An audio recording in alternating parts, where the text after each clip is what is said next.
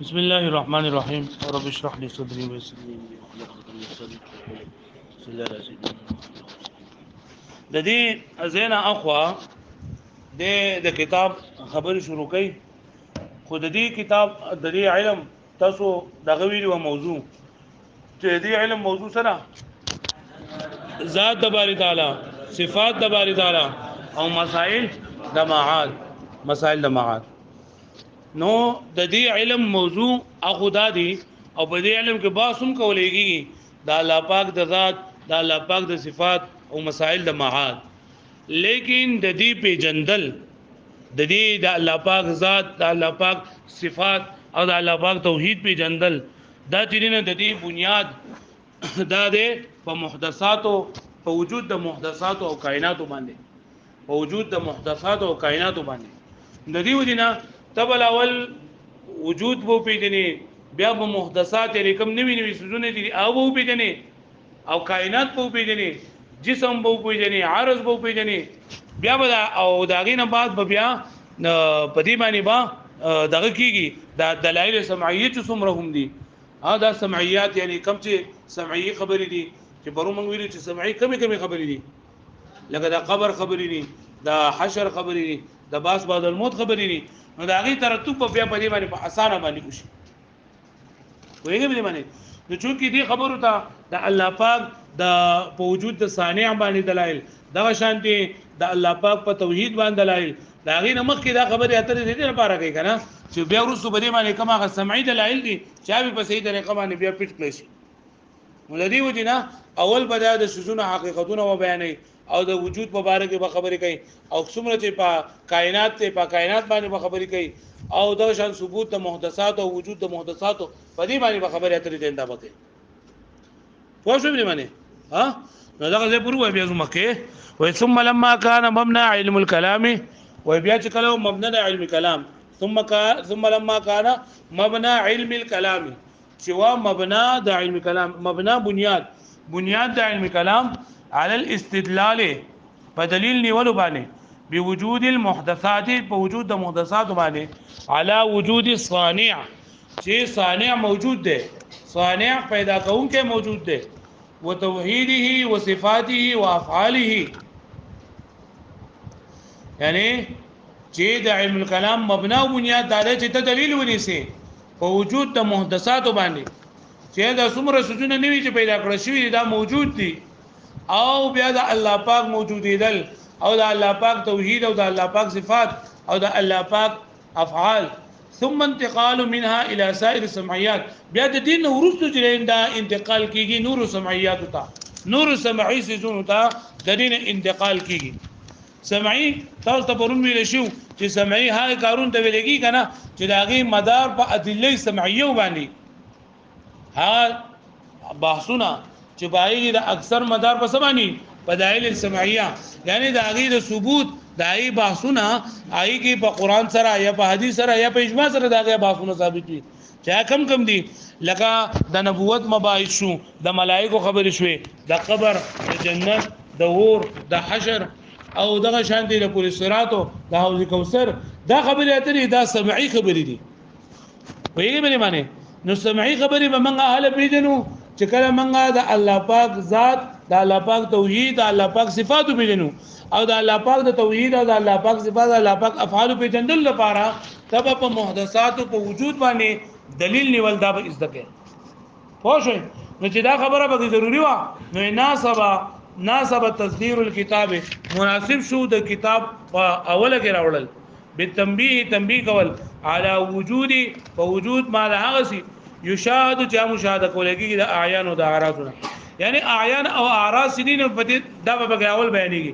اعیان او اعراض بوله اول بیانېږي، ځکه به اعیان او اعراض بیانېږي چې دا موږ په صحیح طریقې سره او پیژنو. د دې په طریقې سره به موږ الله پاک او د الله پاک توحید، الله پاک صفات دا به پیژنو، او بیا به دې چې دا به انتقال کیږي نور سمعي خبرو ته وتحقق العلم بها، او بری اعیان او اعراض ته علم ثابت تل بری سره ليتوصل بذلك د پاره چې ورسیدل وکړل شي د دې په ذریعہ سره الى معرفه ما هو المقصود الاهم، په جندل لاس ته کوم مقصود او اهم دي. لکه پوه شو باندې نو فقال نو دا مصنف وایي چې قال اهل الحق وایل دی اهل الحق حقائق الاشیاء ثابته لاندې بری سورتي لري د کتاب کې چا بری کې فکر کوي قال اهل الحق حقائق الاشیاء ثابته چې اهل حق وایي چې حقیقتونه د سيزونو سری ثابت قال اهل الحق حقائق الاشیاء ثابته دا چې ما وی کنه نو دا متن دی دا سره متن تاسو ته دا پته ده چې دا کتاب شرح العقائد دا د څه شي شرح ده دا عقاید نسبیه د سو نو عقاید نسبیه د متن دی او دا مین چې لګي دا سره شرح ده کوم چې مدني نو هغه په بشرا کې داونه کې سور لګلای او کوم چې د نور کې داونه نه بری باندې لاندې نقل کرخه پر عقودي نو بدی کې لکه سپټه کې دا ده اعلی اهل الحق دا ټګره او حقائق الاشیاء ثابتون دغه اوس په دې مینس کې د دې اشاره دې ماتن چې کوم خبره کړې ده کنه نو په دې مینس کې به علامه تفتزانی رحمت الله علیه دې په هغه تفصیل وکړي چې دا ټکه وکړي تویدا وکړي تویدا وکړي نو اولنې ټکه دې نو هغه اهل الحق ده نو حق څه ته ویل کېږي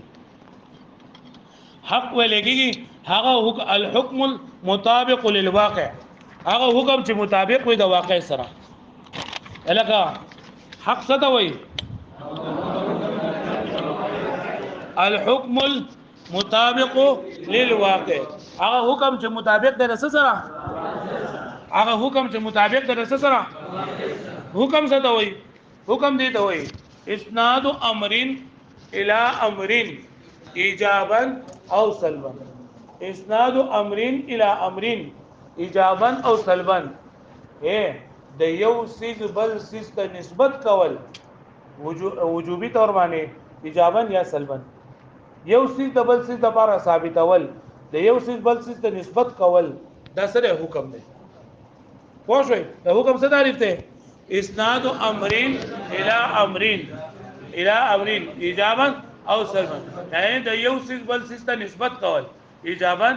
یا سلبا نو د حق تعریف څه شو یو سیز بل سیز ته نسبت شوی دی او هغه د واقع سره مطابق وي دې د حق ما ته وګورئ تاسو زه ما کنه چې مثال قاضي صاحب راغله ده قاضي صاحب راغله ده دا خبره چې دا ما وکړه چې قاضي صاحب راغله ده دا ما په دمه دراتلو حکم ولګو نو حکم خدای کنه نه ځکه ما وی اسناد امر الى امر ایجابا او سلبا نو ګورات ما وی چې قاضي صاحب راغله ده نو قاضي صاحب باندې ما د سو کوم لګاو دراتلو کوم لګاو وس ما چې په قاضي صاحب باندې کم دراتلو کوم لګاو دا بیا د واقع سره مطابق وي یا بنوي یعنی مطلب په حقیقت کې بیا د راغله وي او یا بنوي راغله نو کده په حقیقت کې راغله وو او زمانہ خبره هم د قشانت ما وکړه نو دا چې نه دې ته حق ویلې پوښوي الحكم المطابق للواقع حق څه دی هغه حکم دا چې مطابق دی دا معنی ایجابن مثال ورکو ایجابن وزه سلبن مثال ورکوم سلبن زه مې زمنګ دی مدرسې ته پرون لکه پرون مولانا عبد الله احمد صاحب سواد راغلو من غور ته راغلو زم پرون زمنګ دی مدرسې ته مولانا عبد الله احمد صاحب تشریف راوړو وس دا ما په باندې نه راتلو حکم ولګاو کنه اسناد امر الى امرین سلبن لوګو کنه یعنی ما د عبد الله صاحب پراتللو د نه راتللو حکم ما ولګاو صحیح شو نه ها وس دا د واقع سره مطابق دی کنه له زم پرون زمنګ مدرسې ته مولانا عبد الله احمد صاحب نه درغله او دا د واقع سره مطابق دی دا حق دی او کله د واقع سره مطابق نو زم هغه پرون دل کې راغله او هغه راغله نه دی نو دا حق خبره نه ده پوه شو به معنی الحكم المطابق للواقع پوه شو حق څه دی وای حق دی نو دا عام دی حق عام دی اقوال ته هم لګيږي عقاید ته هم لګيږي او ادیان ته هم لګيږي او مذاهب ته هم لګيږي حق دې دا څه ټکره عام ټکره د دې حق اطلاق بچا چا باندې کیږي په سلور څه باندې حق اطلاق کیږي په اقوال باندې په عقاید باندې په ادیان باندې لغه مې په اقوال باندې زم دا اقوال حق دي یعنی دا اقوال حق زونه پیژنم کنه ما ته وای دا اقوال د واقع مطابق دي عقاید حقا یعنی دا عقاید د حق مطابق دي ادیان حقا او مذاهب الګه پوښې به معنی ها الګه به معنی پوښې تاسو حق دې نه دا عام ته کېږي حق څه ته کېږي عام دې چا دا عام دې اقوال دا عقاید دا ادیان دا او مذاهب دا وس دا خبره ده چې حق او صدق دا دوانه یو شی دی وکنه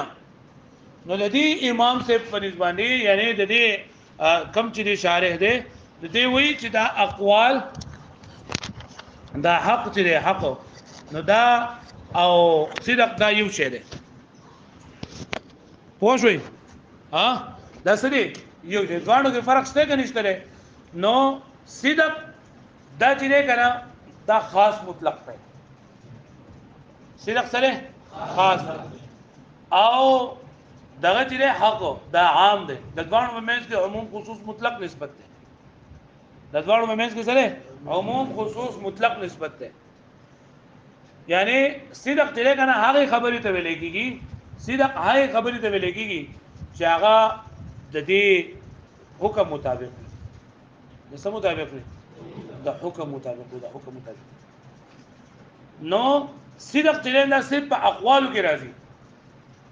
صدق پس کې راځي په اقوالو کې راځي یعنی ته د څه شو ویلې چې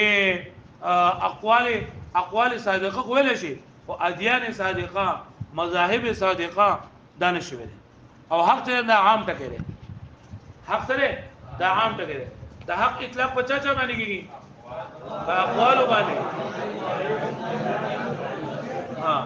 ولتی مصنف رحمت الله علیه وی چې د حق معنی دا الحكم المطابق یعنی هغه حکم ته چې مطابق د واقع سره نو د دې دا هغه حکم چې مطابق د واقع سره دا د حق دغه معنی دا حقيقي معنی دا د حق څه معنی دا او د دې اقوالو د پاره او د عقایدو د پاره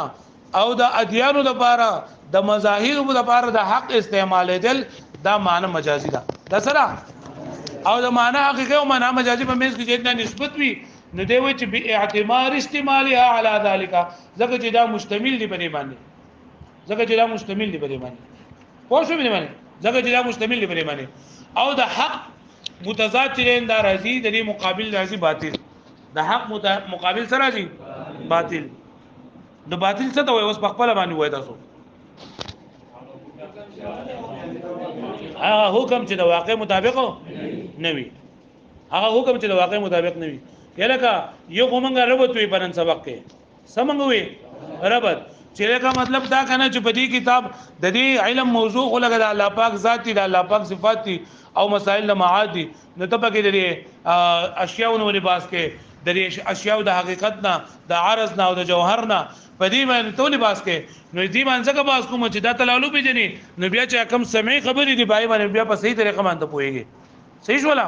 به منغوي چې دې مصنف ته لیکل لري قال اهل الحق حقائق الاشياء ثابتون نو موږ د حق تعریف وکړو چې حق څه ته وایي الحكم المطابق للواقع الحكم الواقع الحكم المطابق يعني هغه حکم چې مطابق وي د څه سره او حکم څه ته وایي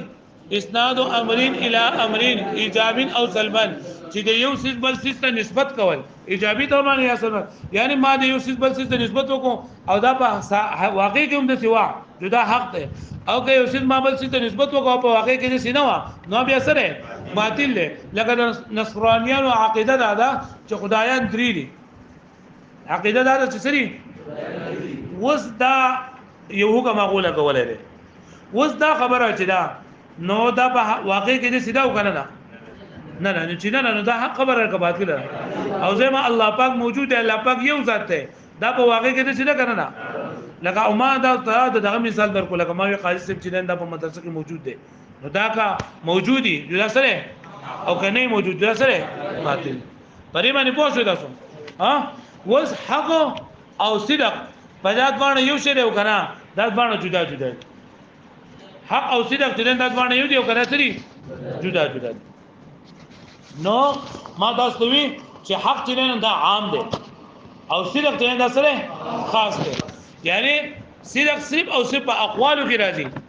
صدق په څه کې راځي او حق چې دا په اقوالو کې هم راځي، په عقایدو کې هم راځي، په ادیانو کې هم راځي. یعنی د څه ته ویل شي چې دا ادیان حق دي، دا مذاهب حق دي، دا اقوال حق دي، خو بس ویل شي چې مذاهب صادقه ادیان صادقه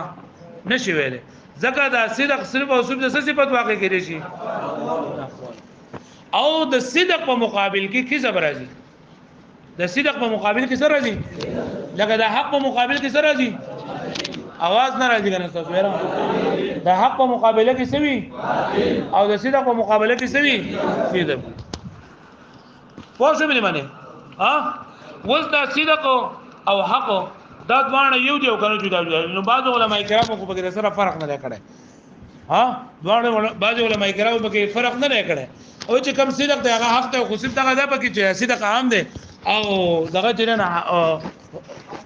حق چې نه عام دی صدق چې نه سره خاص. پرې باندې پوښتنه او په دې باندې فرق څه غني ستره. نو بدی کې ګورئ فرق پکې دا دی چې په حق کې دننه دا واقع د جانب ته اعتبار وکړي، په حق کې دا د سو کې د مطابقت. یعنی ګوره چې آی کلام چې مطابق وي د واقع سره، آی کلام چې مطابق وي د سره د واقع سره. نو که د واقع د دې طرف کې ته اعتبار وکړي چې د واقع سره یو شان دي، د څه سره یو شان دي، د واقع سره د مطابقت اعتبار وکړي دا حق. پوه شئ الکه پوه شئ د څه سره اعتبار وکړي او کله حکم سره ته دغه وکړي د حکم مطابقت سره به سیده یو د واقع په اعتبار سره. یعنی من هو کنه الحكم المطابق للواقع، یعنی هغه حکم چې مطابق وي د څه سره. نو کله واقع دا طرف کې ته وګورې کنه نو بیا سره حق ته، او کله حکم دا طرف کې وګورې نو بیا سره سیده ته وګورې. ماته لکه ما تاسو مثال درکو چې دا قاضي صاحب مدرسې ته راغلی اوس ما په باندې یو دراتلو حکم ولګاو او یو ما د واقع ته په وکړل چې په واقع کې راغلی کنده راغلی. اوس ما دا خبر وکړله ځوان یو شی خو فرق پکې اعتباري دی، اعتباري فرق دار کته دي ته ګوري چې په واقع کې هغه راغلی دی جدا حق ته تا پکې دي ته وکړل او کدی ته ګوري چې ما هغه باندې حکم ولګاو او دا حکم د دې واقع مطابق دی کنه نه. نو کدی حکم دې طرف ته پکې ګوري دا صدق دی، د حکم دې طرف ته پکې ګوري دا سره صدق دی او که په واقع کې هم دې څون دا بیا سره حق دی. الکه بلی باندې پوه شوي. نو په حق کې چې دی کنه په حق کې نو بدی کې دا دغه اعتبار پکې د واقع اعتبار پکې او په صدق کې څه اعتبار وي دا حکم اعتبار. الکه پوه شوي. یعنی که په یو قضیه کې د نن دال یاد وکړل شي چې دا واقع د حکم مطابق دی، دا واقع چې کوم نه کنه د حکم ده نو دا حق دی. او کدی یاد وکړل شي چې دا حکم چې د واقع مطابق دی نو دا صدق دی. الکه پوهیږئ باندې یو خبره ده، باندې یو خبره ده هغه حق ولا یو طرف رانی ولا له صدق ولا بل طرف رانی ولا نه نو باندې یو شی دی. الکه پوه شئ دا خبره د کتاب وګورئ وایي قال اهل الحق، اهل الحق ستوي حق ستوي حق وهو الحكم